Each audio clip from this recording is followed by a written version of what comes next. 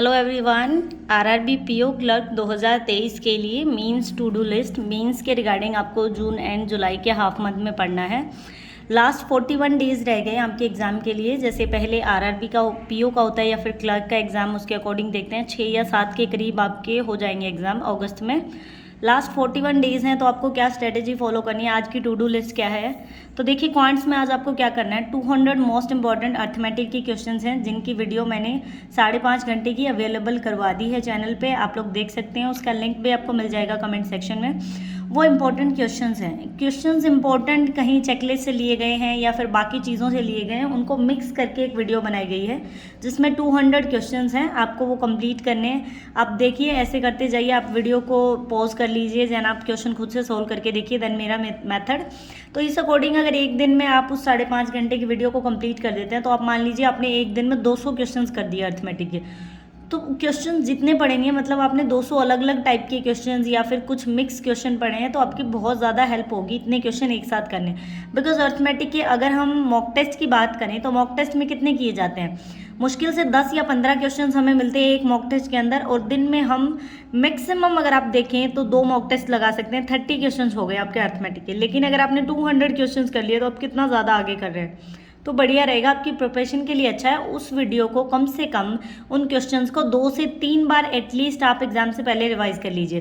ज़्यादा बार कर सकें तो मैक्सिमम 4 बार कर लेंगे तो और भी बहुत अच्छा, आपकी अच्छी प्रिपरेशन हो जाएगी। उसके अलावा अगर आपके पास टाइम बचता है तो एक मीन्स लेवल का मॉक लगा लीजिए। अब कुछ स्टूडेंट्स का ये डाउट है कि सेक्शनल मॉक कहाँ मिलते हैं। सेक्शनल मॉक वैसे टेक्स्ट बुक गाइडली आपको किसी पे भी अवेलेबल हो जाएंगे अगर हैं आपके, टॉपिक वाइज होते हैं वो, कंप्लीट सेक्शनल मॉक नहीं होता। सेक्शनल मॉक के अकॉर्डिंग ये है कि आप क्या करिए, कई बार कुछ स्टूडेंट्स का ये है कि जिनकी अभी प्रिपरेशन अच्छे से नहीं हुई है, बिल्कुल स्टार्टिंग है, तो मैंने आपको ये बताया कि मॉक टेस्ट को आपको कंप्लीट सोल्व करने की ज़रूरत नहीं है। आप पहले 10 से 15 मॉक टेस्ट को डायरेक्ट सबमिट कर दीजिए। सबमिट करके आपको क्वांट का सेक्शन मिल गया, देन आप उसको कर लीजिए क्वांट के सेक्शन को। आप अगर आपको टाइमिंग दे रखी है फ़ोन में, अगर आपको री अटेम्प्ट का ऑप्शन है तो आप वो कर लीजिए। अदरवाइज आप क्या करिए, मोस्ट इंपॉर्टेंट बहुत बढ़िया मेथड है, आपने फ़ोन में टाइमर लगाइए जितना टाइम आपको मिलता है एग्जाम में करने के लिए, उससे आप 3-4 मिनट कम का ही टाइमर लगाइए। बिकॉज एग्जाम में क्या होगा, अगर आप कंप्यूटर पे कर रहे हैं या फिर क्वेश्चन बड़ा है तो आपको सोल्व करने में, देन स्क्रीन पे देखने में और फ़ोन में सोल्व करने में बहुत फ़र्क होता है। तो आपकी 2-3 मिनट तो न्यू इंटरफेस की वजह से ही वेस्ट हो जाएंगी। इसीलिए आप क्या करिए, जितना टाइम है, मान लीजिए किसी में 45 मिनट्स हैं तो आप अपने आप को 40 मिनट्स दे के देखिए कि 40 मिनट में मैं कितना कर पाता हूँ। तो जितने कम टाइम में प्रैक्टिस करोगे, एग्जाम में थोड़ा सा ज़्यादा टाइम मिलेगा तो आप कवर अप कर पाओगे उन चीज़ों को। एक मेंस लेवल का वहाँ से मॉक लगा सकते हैं, कंप्लीट सबमिट किया, देन उससे आप क्वांट्स का कर सकते हैं, रीजनिंग का कर सकते हैं। रीजनिंग में भी सेम आपको मेंस का एक मॉक लगाना है, मतलब सेक्शनल टाइप हो जाएगा, आप कंप्लीट सोल्व करेंगे तो। रिवाइज करिए अपने वीक टॉपिक्स को, जो भी आपके कमज़ोर टॉपिक है। जैसे आपको सिलॉक्स में आपके कोई क्वेश्चन अटक रहे हैं तो वो कर लीजिए, इनइक्वालिटी में, ब्लड रिलेशन में, या फिर आपकी पजल्स में, जिसमें भी जो भी टॉपिक वीक है आप उसको रिवाइज करिए। सेम क्वांट्स में भी ऐसे ही होता है, जिस भी टॉपिक में ज़्यादा प्रॉब्लम आ रही है उसके ज़्यादा क्वेश्चन सोल्व कर लीजिए ताकि आपकी वो दूर हो जाए कि आपको क्या चीज़ें समझ नहीं आ रही। देन हिंदी या इंग्लिश ले रहे हैं, वो अपने अकॉर्डिंग देख लीजिए आपको क्या लेना है, हिंदी चूज़ करना है या इंग्लिश चूज़ करना है, उस हिसाब से मॉक टेस्ट सबमिट कर सकते हैं। अगर आप टेक्स्ट बुक की बात करें, टेक्स्ट बुक की हम बात करें तो उसमें कुछ स्टूडेंट्स का ये कि हिंदी के मॉक नहीं मिल रहे। तो स्टार्टिंग में जब हम मॉक को जब स्टार्ट करते हैं ना, तो वो हमसे पूछता है कि लैंग्वेज, तो उसमें अगर आप हिंदी चूज़ करते हैं तो आपको इंग्लिश का सेक्शन नहीं देखने को मिलेगा, सिर्फ हिंदी आएगी। तो आप अपने अकॉर्डिंग देखिए, जो आपको करना है उसी तरह से सबमिट करिए। अगर आपने सारे इंग्लिश में सबमिट कर दिए और आपको हिंदी का पढ़ना है तो हिंदी का नहीं मिलेगा फिर आपको। इसी तरह से जो भी आपको चाहिए, लेकिन एग्जाम में क्या होता है, आपको हिंदी इंग्लिश दोनों मिलेंगे। आप अपनी मर्जी से देख के क्वेश्चंस किस में ज़्यादा मुश्किल है वो देख के कर सकते हो कि हिंदी में अगर डिफ़िकल्ट क्वेश्चन है तो हम इंग्लिश ले लेते हैं, इंग्लिश में डिफ़िकल्ट है तो हम हिंदी ले सकते हैं। वो अपने अकॉर्डिंग आप कर सकते हैं।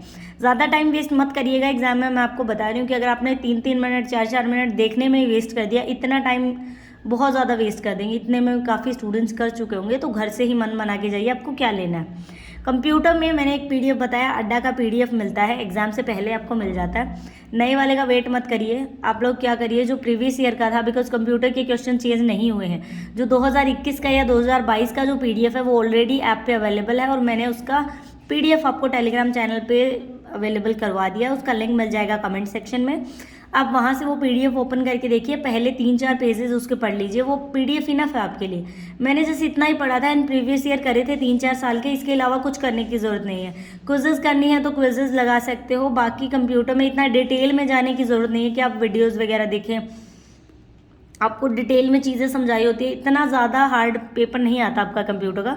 GA में क्या करिए, अगर अभी तक कुछ भी स्टार्ट नहीं किया, कुछ नहीं आता, तो मैं बता रही हूँ आपको, जून जुलाई अगस्त 3 महीने का अच्छे से कर लीजिए, बाकी छोड़ दीजिए। आप सिर्फ 3 महीने का कर लीजिए अगर कुछ भी नहीं हुआ है तो।